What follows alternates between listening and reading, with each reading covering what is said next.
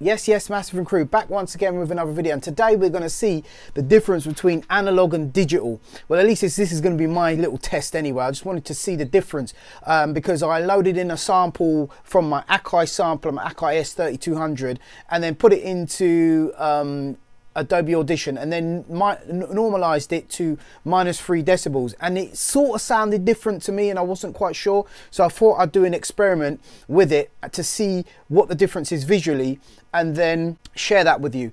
So without further ado, here is my findings. I've basically got my Akai S3200 and I've got some samples and just loaded them in from it.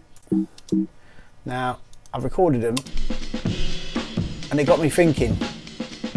The level on it was a little bit low, so I decided to normalize it, and I normalized the sample to -3 decibels. Now obviously this is a bit amped up, but you can still see transient peaks are good. And then the volume on the waveform, which I decided to analyze, kind of changed. So I decided to work out whether there's a difference between the waveform like this, you know, if there's anything added to it, because to me it sounds slightly different when you normalize it. So I was trying to figure out what, you know, exactly what's going on with it.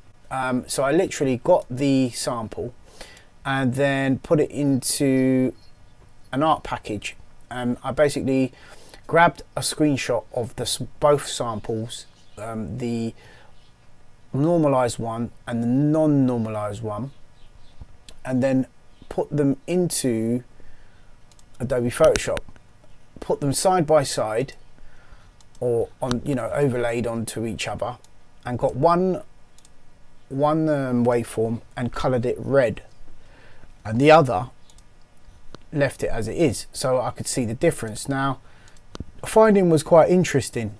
Overall, all of the little peaks look the same, they look similar. However, there was something that I discovered down here, which it seemed to add an extra little piece here. Now, as you can see, everything's all lined up perfectly, apart from the two waves. Yeah, in terms of all of the meters and stuff, they're all lined up.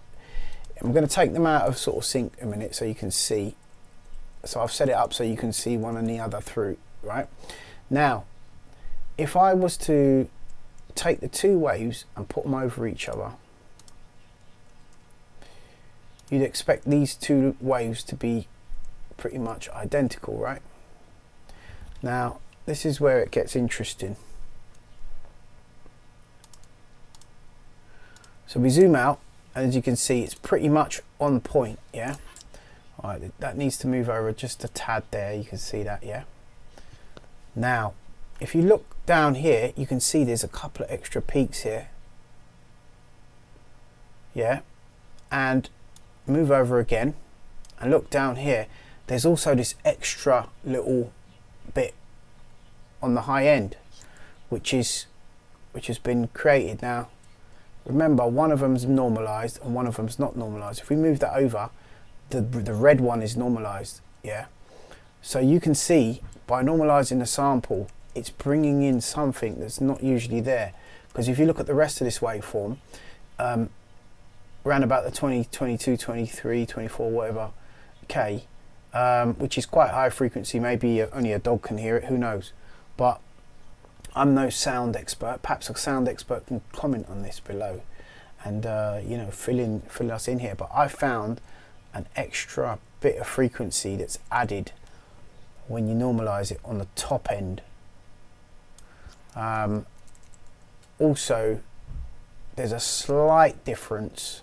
I don't know if this is sort of pixelation or something, but there's a slight difference just on the mid to bottom end. Oh, while I'm here, let me just show you the sample. So yeah, so here it is. First of all, here's the sample normal.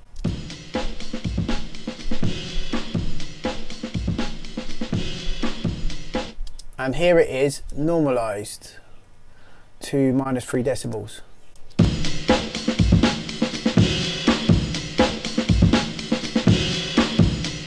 So that brings us to the end of our experiment. comment down below and let us know what you think. Also, I'm going to be picking out a random winner to win a Joker t-shirt as well on this video, in a future video. So please comment down below. And with that being said, we're going to go to give out our Joker hoodie. Let's go to the old YouTube picker and see what's going on. Paste that in here, and let's see, search. Okay, let's go. So hit the start button, and the winner of the hoodie is Kish Cub. Nice one, mate. Please send us your size, email thebusybeescience@gmail.com, and I will get that out to you. Obviously, we're going to need your address as well. It says, hi Busy, I'm sure you probably heard of Luke Cloud, but if not, here's the link. Lovely. So I will be checking out Luke Cloud as well, mate, on another video. Thank you very much. Take care. God bless. Peace.